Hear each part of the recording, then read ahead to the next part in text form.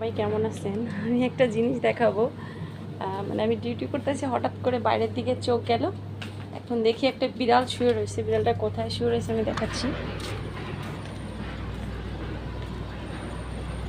বিড়ালটাই দেখেন গাড়ির উপর শুয়ে আছে,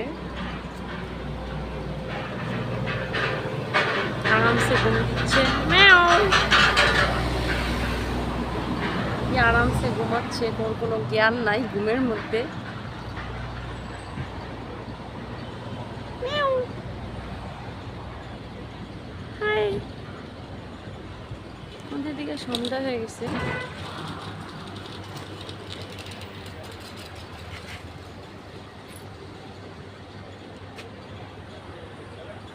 ওই যে আকাশে চাঁদ মামা।